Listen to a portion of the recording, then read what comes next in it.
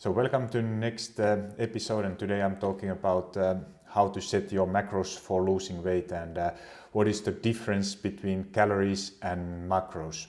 So first of all macros, there are four or actually five I would say 3 or 4 different things what makes total calories and total macros. So there is a protein, carbs and fats, and then the fourth one is alcohol, which is kind of not one of those main 3 things, but it's still as many people are interested, it's part of it. It's not a part of any of those 3, so it's kind of the fourth one. So there are protein, which has from about calories, protein has 4 calories per gram, and carbs have also 4 calories per gram, and for fats you have 9 calories per gram, and for alcohol, whoever is interested, has 7 calories per gram. So those are all what makes your total calories. So if you are setting your calorie deficit calories, if your goal is, for example, 2000 calories, it's combination of all these 3 or 4 macronutrients, and those macronutrients are making all those calories, and you can't have any macronutrient without having any calories. So what matters then for weight loss is the number of order is number 1. What matters always is number 1 is total amount of calories. So regardless if you are eating low carb, high fat, high protein, if you are not hitting your calorie goals, you won't reach your weight loss goals. So calories are number 1, and that is the most important, what matters the most. Then number 2, what is the second important, is protein intake. So protein, if you're, regardless what your goal is, if you're trying to build more muscle mass, maintain your current weight, or reduce body fat, protein is the most important macronutrient. And the reason is that because it's first of all, if you are trying to lose weight, it's the most filling macronutrient. So it keeps you satiated longest with same amount of calories you would get from fats, or you would get from carbs. So that's the most satiating macronutrient. And other benefits of protein is that it's helping you to build more muscle mass, and when you are dieting, it's preventing muscle loss when you are trying to lose weight, so that you are not losing your weight from your muscles instead of fat. So that's the most important thing to understand. And then number 3 and 4 are fats and carbs. So those are for fat loss are not so important, and I'm talking later why they matter and what you should be focusing on, and that's everything. So those calories, they are coming where they are coming from. They are coming from macronutrients. You eat a piece of steak where was 20 grams of protein, so it equals to 80 calories. But you ate some food which has 20 grams of carbs, that equals also 80 calories. And fat is a bit more calories, so if you eat something which has 10 grams of fats, that equals 90 calories. So foods you are eating, they are mixture of all kind of, or usually the foods what you are eating are mixture of all of them. So let's say you had a donut.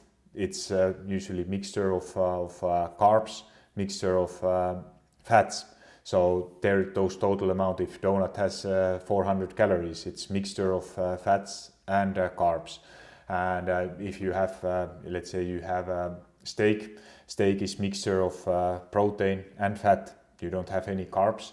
And if you are eating, it's hard to get only one macronutrient unless you are eating some protein shake or egg whites, which has no carbs or no fats. But then if you are eating, for example, full egg, you have that yellow part also, and there you have your fats also. So this is difference in where they are coming from, where all those calories are coming from. And now I'm giving you an example. What if your goal is for macros for some person who weighs 90 kilos, which is around 200 pounds if you're using pounds. And this is regardless if you are a female, if you are male, if you are a cat, or if you are a dog. So it really doesn't matter. And you can check your based on your height, your weight, and your activity level, how active you are without exercising or with exercising. Starting point from my calorie calculator, how much calories you're supposed to be eating. So first of all, calories, and as this example, I have used my calorie calculator, where you will find a link from show notes or from comments, and you have got your maintenance calories. They are 2,500. If your goal is to lose body fat, good calories deficit is around 15 to 30% minus from that amount. So in this example, if your maintenance calories are 2,500. I pick up now number, just random number, 20%, which is sustainable, and it's high enough to get you some results. Obviously, if your situation you have less body weight to lose, you can go for a little bit lower number.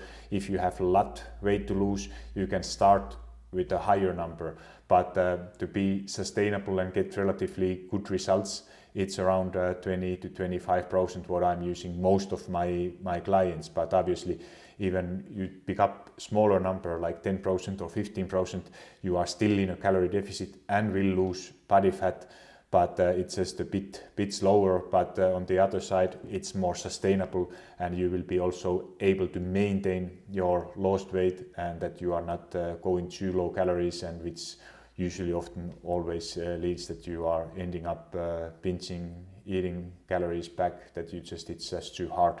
So it doesn't matter how fast you are going in the beginning if you can't maintain that your lost weight. So in this example, if you would go with 2,500, you pick up number 25% calorie deficit, you would get 1,875 calories. And for protein, then that's how to set your calories. Then for protein, if your current body weight is 90 kilos or 200 pounds, and you will multiply that with 1.8, or if you are using pounds, 0.8 is a great number. So it would give you around 160 grams of protein. So here is also ranges. It don't have to be 1.8. It don't have to be 0.8. If your goal weight is, if you have a lot of body weight and you have a lot to lose, like I would say over 20 kilos, then go for lower amount of protein. If you have, if you are weighing now 300 pounds, your goal is to lose 100 pounds.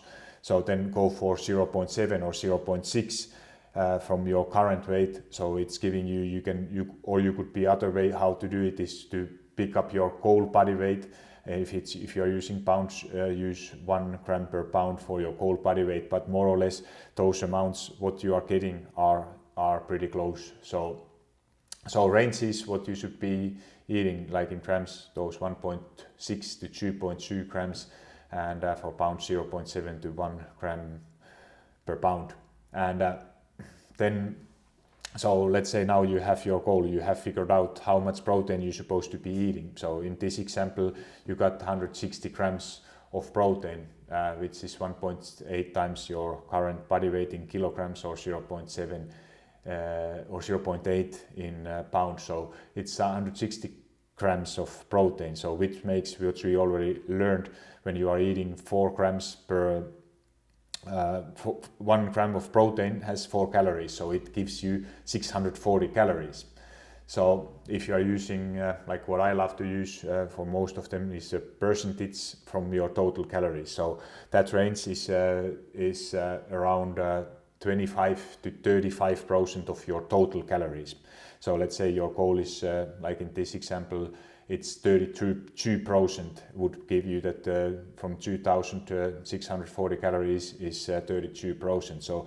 So it could be a bit lower, it could be a bit higher, but somewhere there in the middle, having some kind of range that you don't have to be specific on that number, and because it really doesn't matter if you eat one day 160 grams or if you go 154. So it don't be, you have some kind of range, let's say it's 140 to 180 grams, and trying to hit that range most of your days, and you will be doing a great job.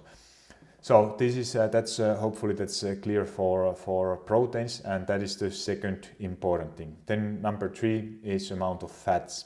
So for fat loss, it really doesn't matter. Like I said, I'm using for my online coaching clients, we are tracking only total calories, total protein, because why you're supposed to track everything if you are getting results by focusing only on those 2 most important things. So you don't need to add more stress in your life and track kind of everything. So amount of fats and amount of carbs you can eat how you prefer. So by that saying that some like if you are trying to lose body fat and you are going over, you think that you are eating too much fat, if you prefer that, that's totally up to you, and I guarantee you will see results if you hit your calories and if you hit your protein. So that's all what matters. But I give you an example how it could look like if you are, like, I know probably most of you are like kind of perfectionists and trying to optimize everything. So if you have now you had those 32% of your total calories are coming from protein, and usually ranges for fat are, if you are not very active or if you are active, it really depends on your plus what kind of foods you are preferring to eat. So usually ranges what I use for fats are 20 to 40%. So from your total calories. So if in this example, if you would have 2,000 calories, 20 to 40% of your calories would give you 400 to 800 calories from fats. So let's say when 1 gram of fat is 9 calories, so it would give you range from 45 to 90 grams. So it's a pretty big range. And but it's like I said, if you are a person who is active, need more carbs, then go for lower range of fats, higher amount of carbs. I'm personally that kind of person. I prefer eating more carbs and less fats. But like in this example, I would take let's say it's 1/3, 33% of fats, and let's say now it makes 33%, it makes from 2,000 calories, it's around 667 calories. And as we learned that 1 gram of fats have 9 calories. So if you divide that with 9, you would get 74 grams of fats. So that's the way how to do it. So 74 times 9, you get 670, which is around 33%. So then we go for carbs. Carbs is basically what you have left. Amount of calories, like in this example, you have 45% left, as we have 32% from protein, 33 from fats, you would have 45% from carbs. And here I recommend using ranges from 30 to 50% for carbs. But in this example, I'm using, if you are not a highly active person, sitting a lot, probably you don't need so many carbs. If you prefer eating more fats, then go for lower range in carbs. And if you are active, want to have higher energy during your workouts, then go for higher ranges. And like in this example, you get around 45%, which gives you then 700 calories. So 700 calories, and if if you divide that with the 4, as we learned that 1 gram of carbs has 4 calories, so you divide that 700 with 4 and you get 175 grams of carbs. So if you go for 200 grams of carbs, you would get that, multiply that with 4, you would get 800 calories from carbs, and that's also still okay. And if you would go, let's say you would go 50%, so you would have 1000 calories from carbs, you would have 250 grams of carbs. So it's really up to your personal preferences, how you are eating, how many carbs, what kind of person you are. If you enjoy more eating high carbs, low carb diet, that's for fat loss, it really doesn't matter. And so that's shortly everything, how you set it up. And like I said, don't overcomplicate things.